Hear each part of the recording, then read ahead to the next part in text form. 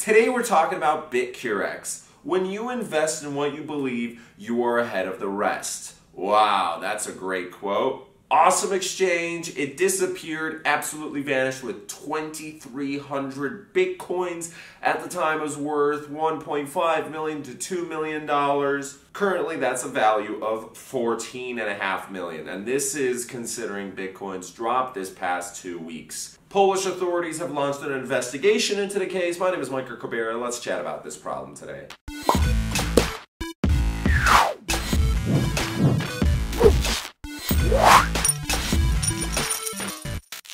Okay, so the first thing that happened was a hack occurred in October 2016. So the platform shut down without any kind of warning, and then eventually a statement was released. This is the translated version. On the 13th, as a result of third-party systems, service for BitCurex.com was damaged by external interference in automated data collection and processing of information. The consequences of these actions is the loss of part of the assets, which is amounted to a fair amount of money here.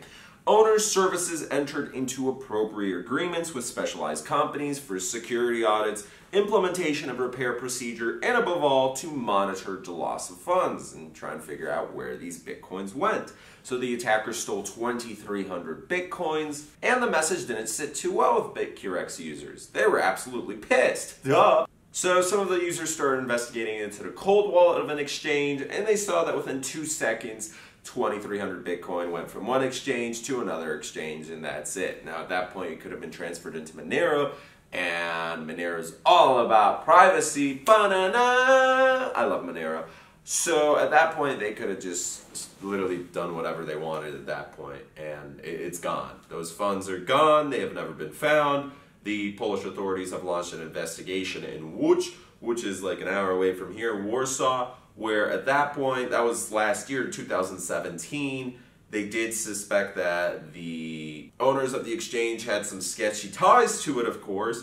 Now, they don't know if they are the people who stole it, but there's two case scenarios. Either they stole it or they know who stole it, or B, they're not associated with that, but they had no safety protocols in place for such an attempt or an actual theft. And once the 2,300 Bitcoins were taken out, maybe there was some other sketchy stuff, like they were cooking the books, they didn't have enough money in the reserves, they couldn't continue to operate, maybe they stole some other money, I don't know. There's so many different cases for why the owners wanted to vanish at that point, and nobody knew who they were. Now, Polish lawyers started posting on threads and forums about this, that they were informing people what to do in that case if they did lose Bitcoins through BitCurex. But the exchange pretty much shut down shortly after this because it came back up. They did an apology message. That was the apology message. People were pissed off. They saw that the Bitcoins disappeared.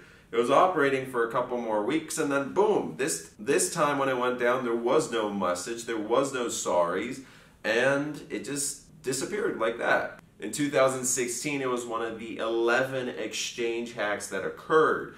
Now, the only way Bitcoin, cryptocurrencies, all these are vulnerable to attacks is due to human error, which in that case, if it's an exchange, maybe some passwords were left out, maybe a back door was open, maybe, I don't know, one of the employees working at the exchange, maybe there was some weird stuff going on, right? At that point, there's so many different routes a hacker can get in. It's not due to the actual cryptocurrency itself. Again, it's human error, but 2,300 Bitcoins were taken care of, which I'm sure the hackers were very, very pleased with if they kept on, or at least most of it, right? Because at that point, their $1 million turned into 10 million, maybe 20 million, maybe even 30 million if they were smart hodlers. Polish authorities did want to note that in 2014, an unknown hacker tried to steal $19,000 worth of Bitcoin, which was worth $20 million back then. I don't even want to look that number up right now because I know even in today's markets that's, over $100 million. And they failed. The transaction was blocked in time. Now, the largest exchange hacks that have supposedly occurred, if you guys remember, was Mt. Gox, where they lost hundreds of millions of dollars worth of Bitcoin. And where's Mark Capelli's? Well, he's sitting in Japan and Sure, there was some legal consequences, I guess, but somehow he's chilling with a couple $100 million. He's going to be a billionaire. Now, that's a little weird in my opinion. And there was that whole scenario where he did go to certain adult entertainment clubs and he had like $1 million going from one bank account to another. But that's not sketchy. I don't think so. Oh. So yeah, there was that. There was also Cryptsy. If you go to cryptsy.com, it redirects you to Cryptsy Law Settlements or cryptsysettlement.com or something like that, where the guy took $30 million worth of Bitcoin, and that later the $30 million was worth a couple $100 million, right? But $30 million in Bitcoin and a little bit in Litecoin. He fled to China, started another exchange, and who knows what happened at that point. And there was plenty of smaller exchanges that did the same stuff, but this is why you never keep your money if it's more than a couple grand on an exchange, which is actually why I have my Ledger Nano S today with me. However, Ledger has released something that last year there was some security measures, but both Ledger and Trezor, they've had some security issues, which I don't know, that's going to be very interesting, so I guess I have to do more research about that. But worst case scenario, I have my funds spread across, different wallets, different exchanges. Don't keep all your money in the same exchange, because what if one goes down? There's rumors about Binance. Do I think Binance is going to fall down? No, but I don't know, especially in such a bear market.